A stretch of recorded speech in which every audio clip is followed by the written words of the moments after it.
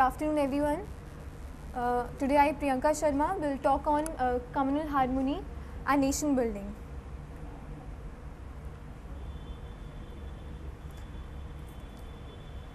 So first of all, it is necessary to know what is communal harmony. Amity between the communities in the country and absence of friction and tension among them is known as common harmony. In countries like India, it is very important, being a precondition to internal peace, which is essential for progress and development of the country. Secondly, as we know, India has got multiplicity of religions and very nature of culture is composite, so communal harmony is very essential. Now let's focus on one instance. Thinking of a working machine, which is an assemble of several components. When all the components when all the components work in tune with each other, then the machine works very well and the quality product is produced. The same cases of communal harmony. Communal harmony is the foundation on which the nation builds itself. Now there are various importance. First of all, it is due to communal harmony that India is dominated over the social and economic front from last so many years. Secondly, it brings stability and solidarity to the nation. Thirdly, it contributes in making India leading force in the world in these days of globalization. Fourth, it erases the partition in the mind that is created by the religion, caste and creed in the mindset of the people. Nowadays, children are mingling with other children irrespective of their caste, and they're not discriminating them on the basis of religion. And it safeguards the minority interest as well as the majority interest and provide full space for fulfilling their aspirations, their goals. Further, it helps in maintaining and ensuring the internal security of the country, because if there will be internal security, then only India can fight from the external forces. So what is communal harmony? Communal harmony is the basic character of the nation. It is a prime necessity for the life of the nation, because there are so many diversities which are carved upon geographical diversity, language, religion, caste, creed, culture and tradition, etc. So it teaches mutual love, respect, trust and affection for each and every community. So what is the present scenario? But despite of so many efforts taken by the Indian government, that is introducing the democratic governance and making the country making a secular state to live in, so that neither of the community feels that they are not given favor or their rights are dominated. So democratic governance is introduced, but still there are so many communal clashes. Communal rights continue to increase at a fast pace after the post-independence period. Statistics reveal that communal rights have risen to 25% in 2013. Total incidents recorded were 247 in 2013 as compared to 118 in 2012. So there has been a peak rise in 1 year. Day by day, it is taking a form of a catastrophe which is causing devastation at a massive scale. There is one graph which shows that communal rights are increasing day by day in all the states.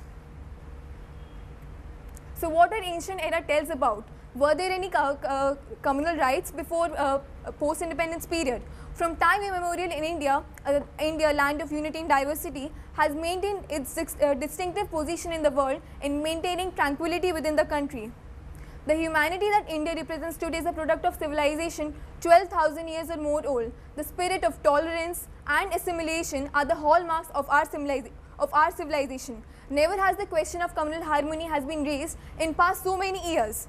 Excerpts from the history reveal that the importance of freedom of worship was encapsulated by an inscription of Ashoka.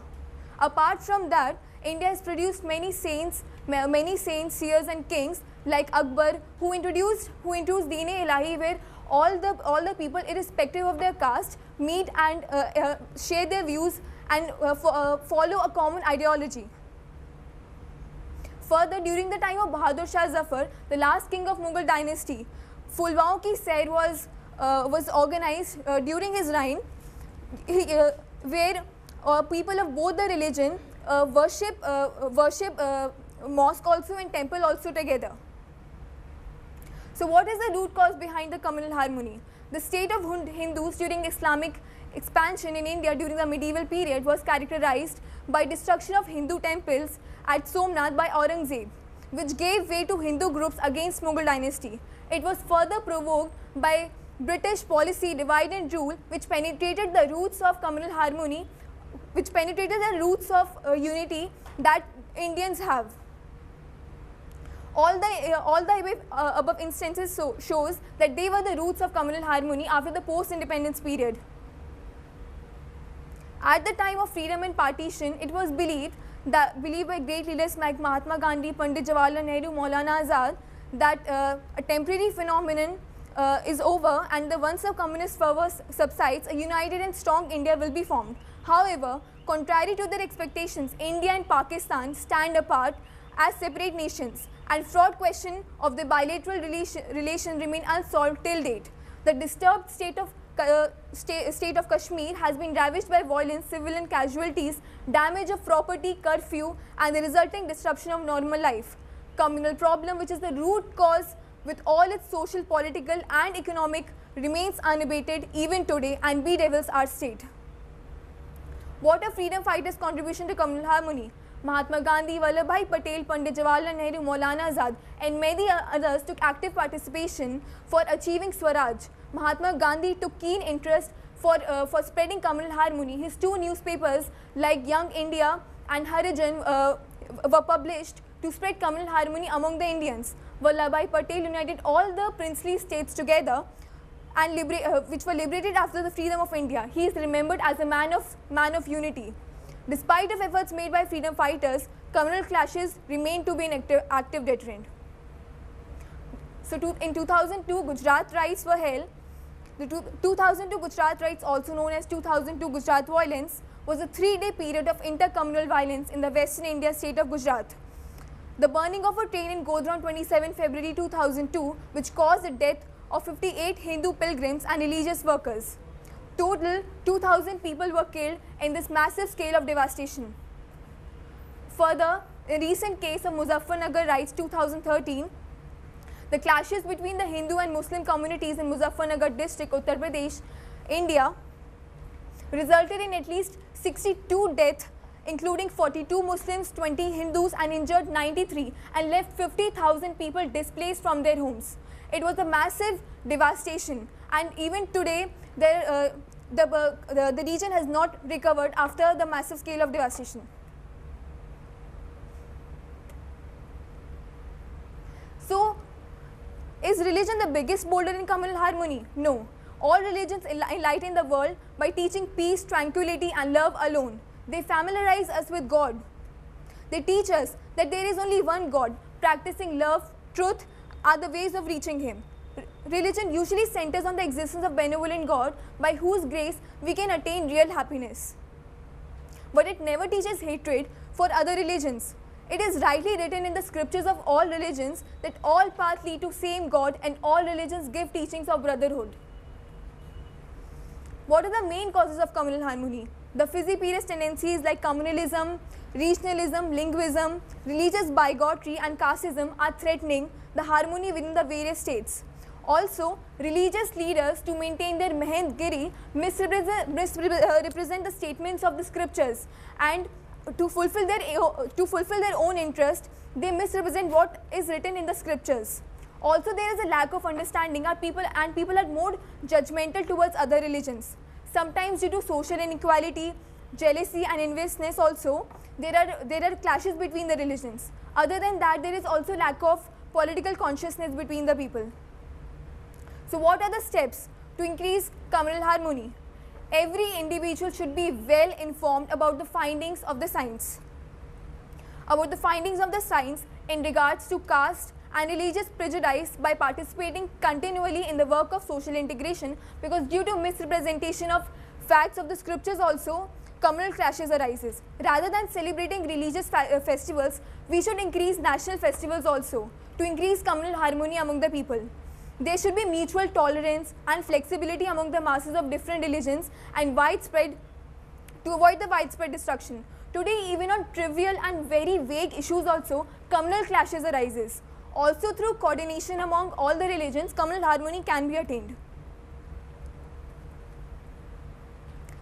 So the present mechanism to deal with the rights lack coordination between the various administrative departments, which results in delay in decision making. Fear, suspicion, hatred are the fuel which feed the flame of communal disharmony and conflict. There is lack of spiritual development even, because if there is a spiritual development, we could find our relationship with the God. But as there is a lack of spiritual development also, so the people have more selfishness and therefore communal rights arise.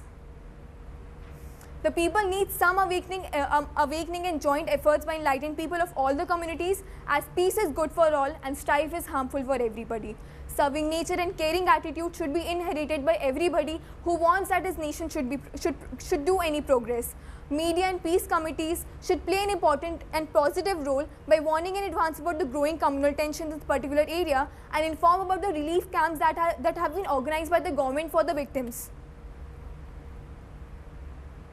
Lastly, Indian youth can set an example by being a proud Indian. Youth can be powerful agents of change. Once they know the real cause, elections have been won by dividing the people on caste and religion. So if they know the real cause, they cannot be suppressed into agreeing with the wrong. Youngsters must come together, express their opinion freely and spread awareness about important national issues and their take on it. Further, we should rise from religious platform to the platform of humanity.